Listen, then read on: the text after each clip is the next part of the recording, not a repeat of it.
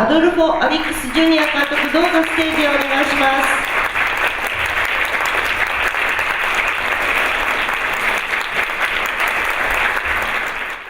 この方もね、お忙しいのにいらしていただいて、今日最終日での Q&A という形で、それじゃないとアレンジできないぐらいちょっとお忙しかったんですけど、本当にようこそいらしてくださいました。まず皆様に監督から一言ご挨拶をいただいてよろしいでしょうか。Good morning and thank you for coming up this early to see the film. おはようございます。皆さん朝早くから上映に来ていただきましてありがとうございます。This is one of the very first films to deal with the issue of the drug war in the Philippines. 今フィリピンで行われているいわゆる麻薬戦争、撲滅運動に関して扱った映画のまだ数少ない中の一つと言えると思います。ちょっとさっき監督とお話しさせていただいていたら、これ作り方についてちょっと事前に完成された脚本はなかったというふうに伺ったんですけれども、その作り方のことを少し詳しく教えていただけますでしょうか。For the past 2 years, I've been working on television, and I felt that everything was so structured. So I decided to do an experiment where, after reading all these news items and researching on actual people that were involved in the drug war. これまで2年間ほどですね、非常に公正だったような手法でいろいろとその映画を撮ってきたものですから、今回はもう少し実験的な試みをしたいなというふうに思いました。そしてそもそもですね、きっかけとなりましたのは新聞記事を読みまして、でその新聞記事で麻薬撲滅に関する運動のことを知りまして、さまざまな関わった家族などに調査を行いました。I decided to just write a story flow of the film, and I talked to the two lead actors, Gina and Philip Salvador, who are two of the most important actors in the Philippines, and we discussed the roles, and I'm happy that they agreed to take on the challenge of doing something that they're not usually used to do in the Philippines. そしてですね、結果的にまずストーリーであらすじだけ作りました。でその後でメインの俳優ですね、フィリップ・サルバドールとジーナ・アラハと、相談をしまして、このあらすじだけでまずは始めるというやり方でいいかということで、そのやってみましょうということになりまして、通常のフィリピンでの映画の作り方とは全く違ったこのようなスタイルをやってみることになったわけです。So every day on the shoot, we will sit down and discuss the scenes, and I would give them their lines before we start shooting, because I wanted the idea of that as the filming goes on, the characters and the actors would naturally react to the specific scenes that were being taken. 毎日ですね、撮影前に、彼らにですね、相談をしながら、今日のセリフはこういうことでということを告げるわけです。そして、そのようなやり方をしたのは、撮影を進めるにあたって、どんどんとですね、役を演じている役者が、そのキャラクターとしてですね、そのシーンに反応していくというような形で撮影をしたいというふうに思いました。大変衝撃的な映画というか圧倒的な映像力でした。で、同様のテーマを扱った映画で私たちのローサは密告されたという映画を見ているんですけれども、あれに比べてはるかにストレートに現政権の批判、それと警察の腐敗、こういったものを扱ってるんですけれども、監督のようにもう30本の映画を撮られて、あとテレビの仕事もものすごくたくさんされている方がこういった題材を扱うというのはものすごく勇気のあることではないかと思うんですけれども、そのあたりはどうなんでしょう。原曲側から映画の公開に対する圧力があるとか、そういうことはないんでしょうか。それともう一点なんですけど、映画のスクリーンサイズが通常の横長じゃなくてスクエアだったんですけれども、あれはどういう理由なんでしょうか。よろしくお願いします。Well, when we were doing it, it was an irony because we had to do the permit to get shooting permits for the film, and ironically we got the permits, and Philip Salvador, one of the actors, is very close to the president. 撮影に関してはいろいろとその皮肉な状況というのがありまして、そもそも撮影許可を取るということが必要で、反対しているですね、我々がここで取り上げている政権から撮影許可が出たわけです。しかもですね、このメインのアクターの一人であるフィリップ・サルバドールはデルテ大統領と非常に近しい方なんですね。But he was an actor first, so he took on the role, and he said,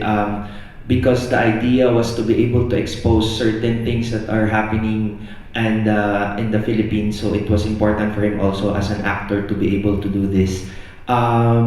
We have not yet screened the film in the Philippines and has only gone through several festivals, but we plan to release it early next year.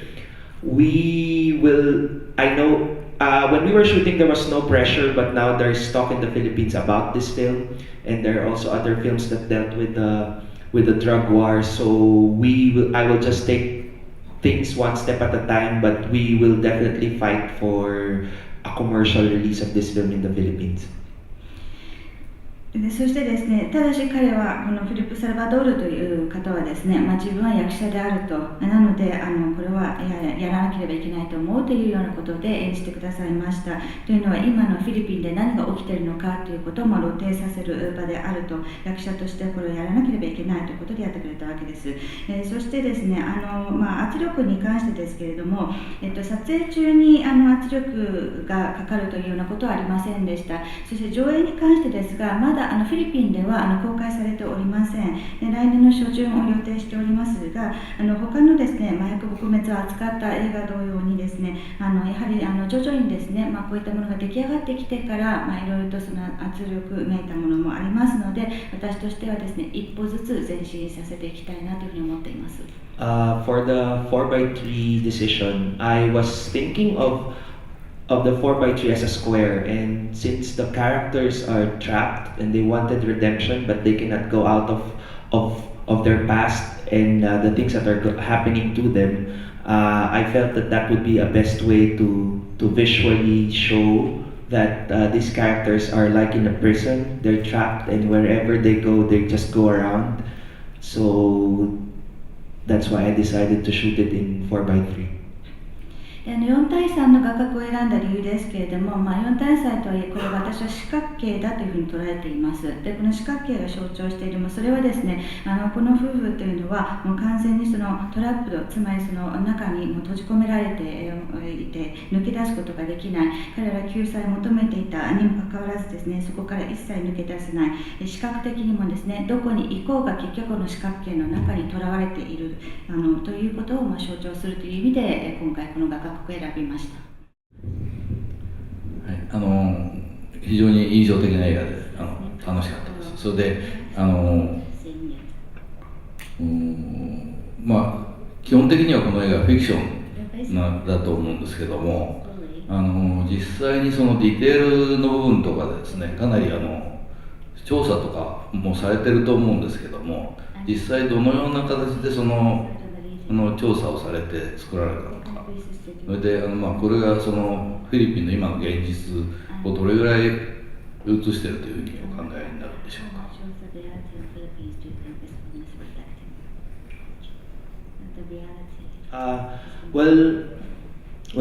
Before we started, I was interested because every day in the newspapers in the Philippines, you would see a picture of someone with that sign that says, "I'm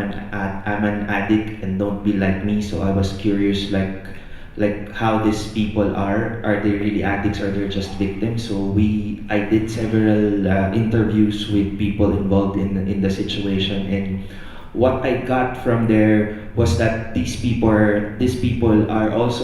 were sometimes involved in the trade, but they really wanted to change.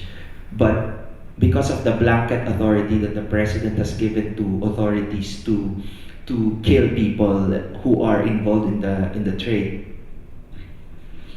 初めですね、私がそもそも興味を持ったのは、もう本当に毎日のように新聞記事で、写真が掲載されていて、で先ほど映画の中で見ていただいたように、殺された人たちがですね、こういうポスター貼られて、私は中毒患者ですとか、私はその売人です、私みたいになってはいけませんというようなものを貼られてですね、そういうような映像が出ているんですね。で私それ見ながら、この人たち本当に麻薬に関わっている人たちなんだろうか、それとも単なる被害者なんだろうかというふうにも思いまして、で調査としてはその、関係の人たちにですね、インタビューをするということを多々やりました。その結果判明してきたのは、確かにあのような形で殺されてしまった人たちの中には麻薬取引に関わっていた人たちもいる。でも彼らは皆変化を求めていた、その状況を変えたいと思っていたということも分かってきたんです。So these small fries that are being victimized, like the characters of Sarah and Lando, because when they wanted to change and they even voted for the president,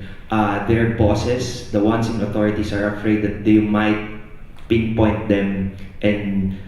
because of that, these people are getting killed because they don't want the heads of the drug syndicate doesn't want them, especially those in the police, to be pinpointed and be involved in the trial. でですね、彼らは結局この犠牲になっている人たちというのは、餌としてまかれたというか、本当に末端として餌としてまかれたで結局被害者になってしまったというようなことなんですね。映画の中で描かれているこのサラとランドという2人はですね、実はもう大統領に投票すらしていたという痕跡があるんですね。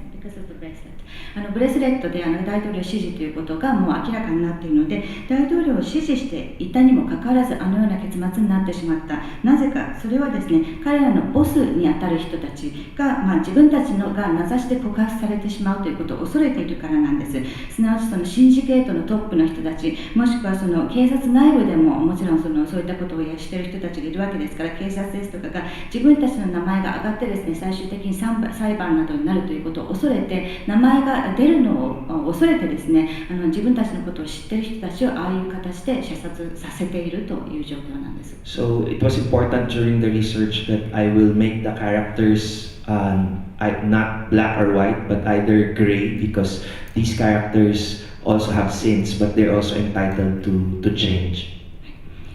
で調査をしながら私が決めていったのは、この主人公に関しましては白黒はっきりとした、つまり善悪がはっきりしたような人ではなくてですね、いわゆるグレーな人たち、つまりその麻薬には関わってはいたけれども、そこに変化を求めていた人たちであるというようなキャラクターにしようと決めました。チャレンジ し続けていらっしゃる監督なんですけれども、ちょっと次回作のことでお差し支えない範囲で教えていただきたいな。ちょっと裏で伺ってた時にへーって思ったんですけれども、